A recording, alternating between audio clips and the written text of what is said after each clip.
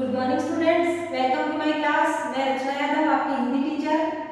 तो बच्चों, आज हम जिस चैप्टर के बारे में बात करेंगे, जिस चैप्टर के बारे में पढ़ेंगे, वो है हमारा चैप्टर नंबर 6, जो कि आपका हिंदी 2 का चैप्टर है, सर्वनाम। ठीक है, कौन सा चैप्टर है? चैप्टर नंबर 6, सर्वनाम। तो आप लोग सभी अपनी बुक निकाल लीजिए। ठीक है, आपकी बुक में आपका पेज नंबर है 24। ठीक है, चैप्टर 6, सर्वनाम।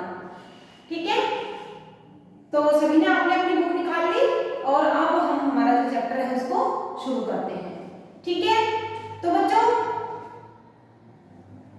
सर्वनाम जैसे नाम से हमें ये पता चल रहा है कि जैसे आप शुरू से सीखते आए हैं कि संज्ञा किसे कहते हैं। जैसे किसी व्यक्ति, वस्तु, स्थान या भाव के नाम को हम संज्ञा कहते हैं। ठीक है, फिर हम कहते हैं कि संज्ञा के स्थान पर, संज्ञा की जगह पर या संज्ञा के स्थान पर प्रयोग किए जाने वाले शब्दों को सर्वनाम कहते हैं। ठीक है, जैसे मैं आपके सामने, अभी आप लोग अपनी बुक निकाल लीजिए, मैं आपके सामने एक पैराग्राफ है उसको पढ़ूंगी, आप भी मेरे साथ साथ उसको समझते जाइएगा, तब आपको वो अच्छे से समझ में आएगा। ठीक है, मैं आपके सामने एक पैराग्राफ पढ़ती हूँ, फिर मैं आपको बताऊंगी, धीरे धीरे समझाऊंगी चैप्टर कि सर्वनाम क्या होता है। तो देखिए बच्चों, सपना मेरी सहेली है, सपना मेरे साथ पढ़ती है, सपना के पिताजी डॉक्टर है, सपना की माताजी टीचर है, सपना की सभी प्रशंसा करते हैं। ऊपर लिखे वाक्यों में, अभी आपने देखा कि ऊपर लिखे वाक्यों में जैसे हम कह रहे हैं कि सपना मेरी सहेली है, ठीक है, सपना मेरे साथ पढ़ती है, सपना के पापा डॉक्टर हैं, सपना की मम्मी टीचर है, सपना की सभी प्रशंसा करते हैं। अब बार बार एक ही शब्द की पुनरावृत्ति हो रही है, मतलब बार बार सपना शब्द का बार बार प्रयोग हो रहा है। तो हमें पढ़ने में भी और आपको समझने में भी और आपको सुनने में भी अटपटा सा लग रहा है। ठीक है, लेकिन अगर हम इसी शब्द की बार बार अगर पुनरावृत्ति रोकना चाहते हैं, बार बार इसका प्रयोग रोकना चाहते हैं, तो हम इसका प्रयोग कैसे करेंगे? आइए देखिए। अभी देखिए, सपना मेरी सहेली है, ठीक है, वह मेरे साथ पढ़ती है, उसके पिताजी डॉक्टर हैं, उसकी माताजी टीचर हैं, उसकी सभी प्रशंसा करते हैं। अभी आपने क्या नोट किया कि सपना मेरी सहेली है, लेकिन जब हम ये कह रहे हैं कि वह मेरे साथ पढ़ती है, वह, यहाँ पर जो वह शब्द आ रहा है वो क्या है? सर्वनाम। क्योंकि हमने सपना शब्द का वापस प्रयोग न करके, उसकी दोबारा से पुनरावृत्ति ना करके, पुनरावृत्ति का मतलब क्या होता है? बार बार उसी चीज को बोलना। ठीक है, हमने सपना शब्द को बार बार न बोल करके उसकी जगह किसका प्रयोग कर दिया? वह। ठीक है, फिर हमने प्रयोग किया उसके पिताजी डॉक्टर हैं, उसके, तो उसके शब्द यहाँ पे क्या है? ये भी सर्वनाम है। फिर ये हम क्या करें? उसकी माताजी टीचर है। अब उसकी शब्द क्या हो गया? ये भी सर्वनाम है। फिर आगे शब्द है उसकी सभी प्रशंसा करते हैं। तो बच्चों, अभी आपने देखा कि पहले तो हम बार बार सपना सपना सपना बोल रहे थे, लेकिन अब हमने उसकी जगह पे वह, उसका, उसकी, इन शब्दों का प्रयोग किया। ठीक है, तो ये शब्द सर्वनाम होते हैं। ठीक है, आगे समझ में आपको? अब देखिए, तो अब हम ये कह सकते हैं कि वे शब्द जो संज्ञा शब्दों के स्थान पर प्रयोग किए जाते हैं वे सर्वनाम कहलाते हैं। जैसा अभी मैंने आपको संज्ञा शब्द, जैसे सपना क्या है? संज्ञा है। ठीक है, और उसकी जगह वह, उसका, उसकी, इन शब्दों का प्रयोग हुआ, तो उसकी जगह, सपना के नाम की जगह हमने वह, उसका, उसकी का प्रयोग किया, तो ये सर्वनाम शब्द है। ठीक है, कहने का अर्थ ये होता है कि बार बार हम किसी का नाम न लेकर के उसकी जगह जिन शब्दों का प्रयोग करते हैं वो सर्वनाम शब्द कहलाते हैं। ठीक है बच्चों, अब हम आगे देखते हैं कि सर्वनाम शब्द अभी मैंने आपको बताया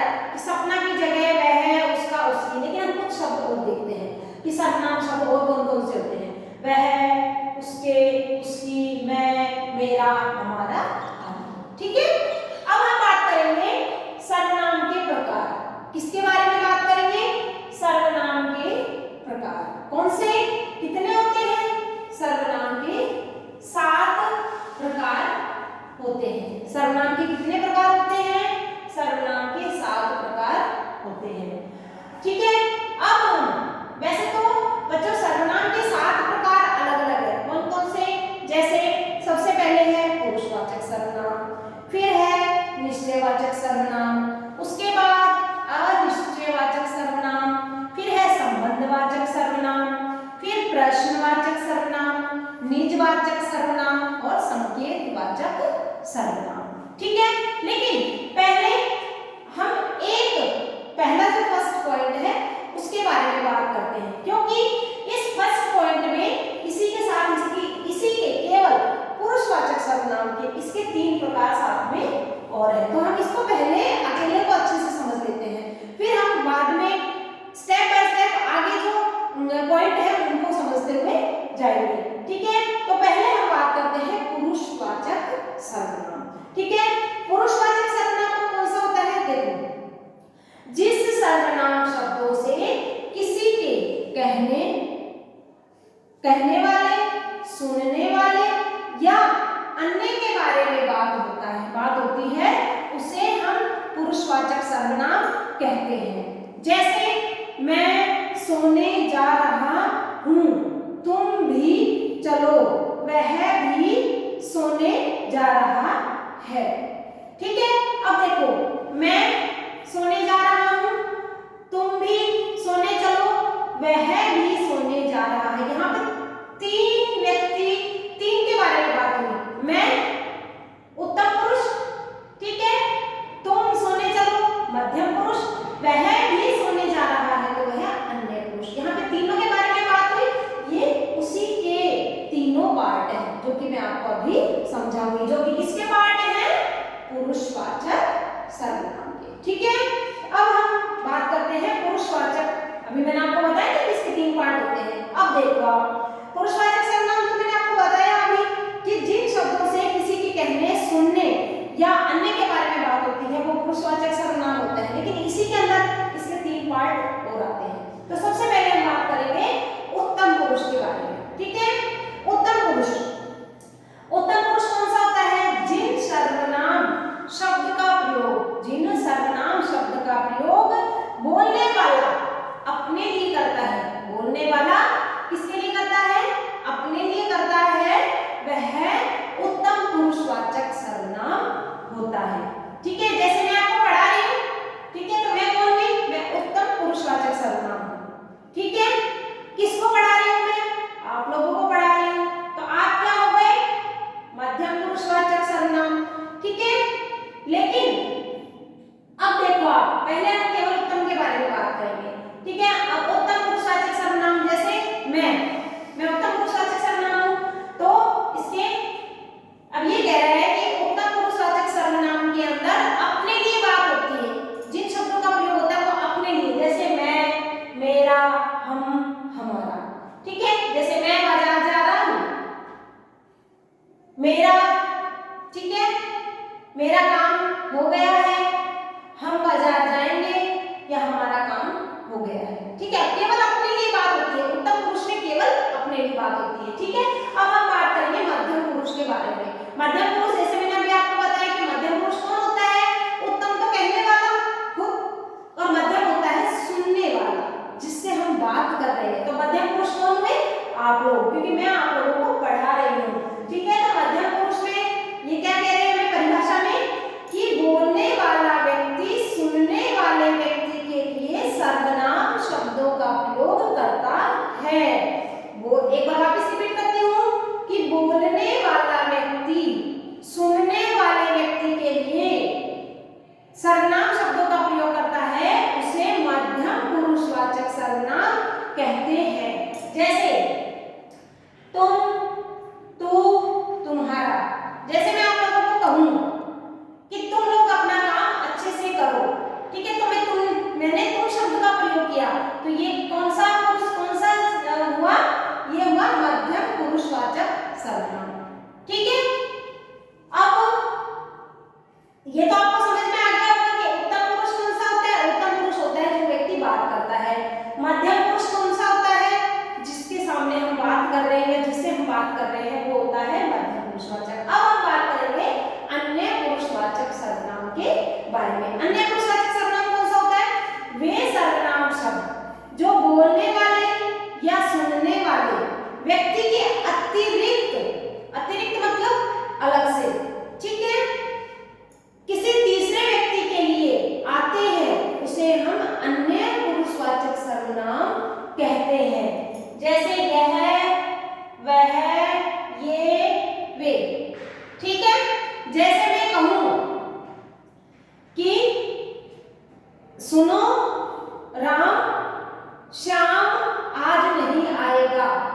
ठीक है।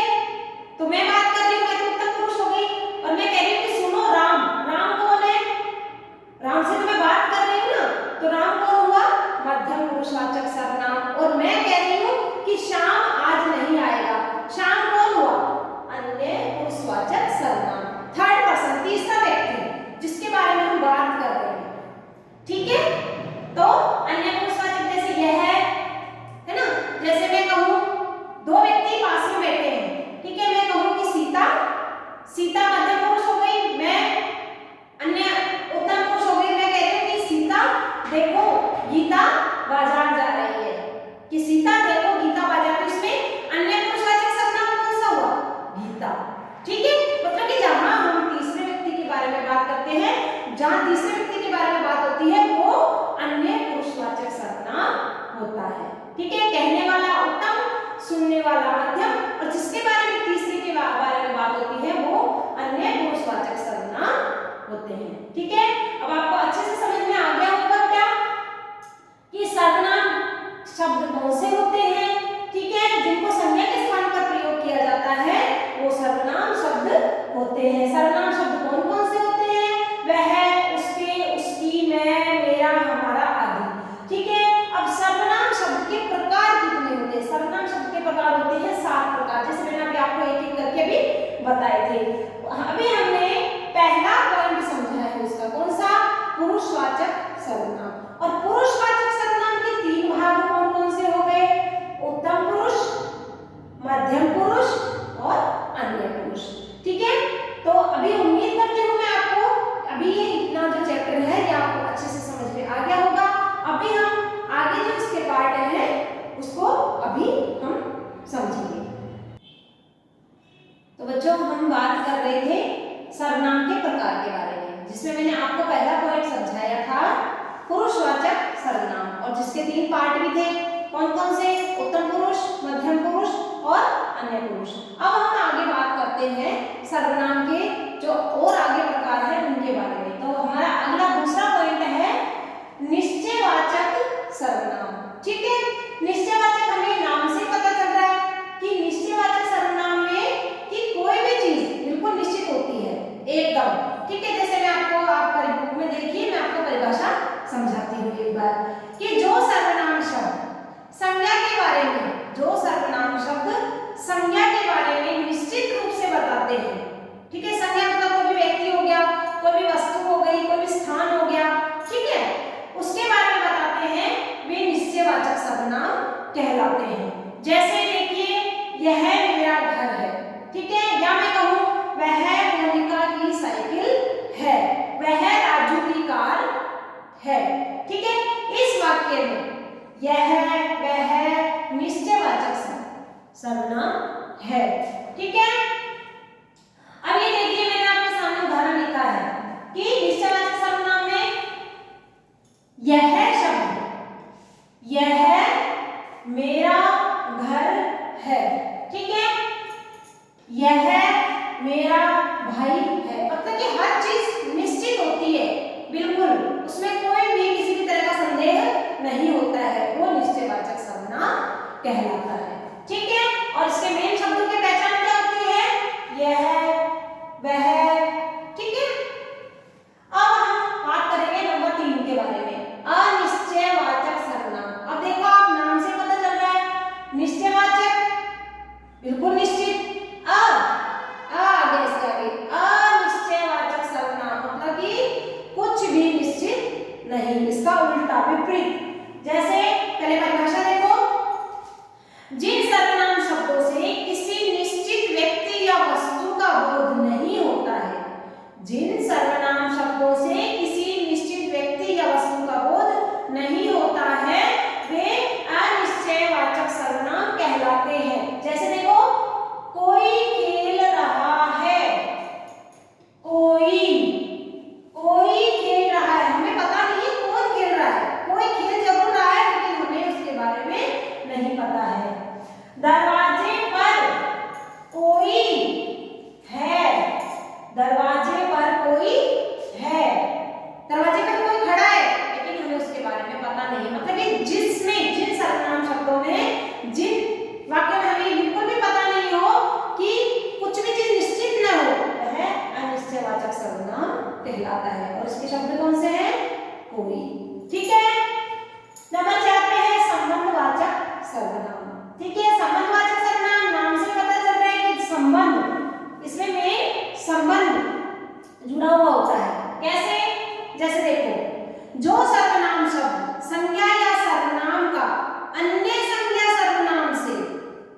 जो सर्वनाम शब्द संज्ञा या सर्वनाम का अन्य संज्ञा या सर्वनाम से संबंध बताते हैं अथवा जो दो वाक्यों या दो उपवाक्यों को जोड़ते हैं वे संबंधवाचक सर्वनाम कहलाते हैं। जैसे देखो,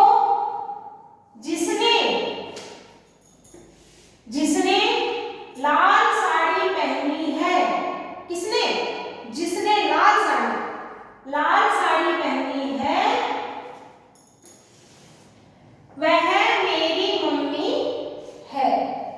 ठीक है, क्या कह रहे हैं कि जिसने लाल साड़ी पहनी है वह मेरी मम्मी है, और कोई नहीं, केवल जिसने लाल कलर की साड़ी पहन रखी है वही मेरी मम्मी है। तो इसमें संबंध हो गया ना, लाल साड़ी का संबंध बता रहा है कि जिसने लाल साड़ी पहनी है वही मेरी मम्मी है। अब एक उदाहरण और देखो, जैसा करोगे वैसा भरोगे। ये निश्चित है कि आप जैसा जो करोगे आपके साथ भी वैसा ही होगा। अगर आप किसी के साथ अच्छा करोगे तो अच्छा होगा, और अगर आप किसी के साथ बुरा करते हो तो आपके साथ भी बुरा होगा। ठीक है, तो संबंध, इससे संबंध फिक्स होता है।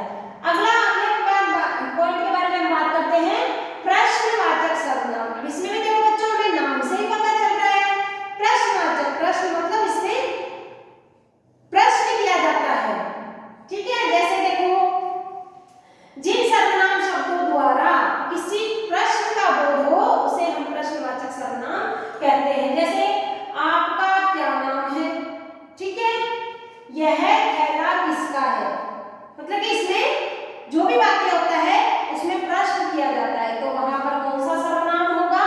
प्रश्नवाचक सर्वनाम। अब हम आगे बात करते हैं निजवाचक सर्वनाम।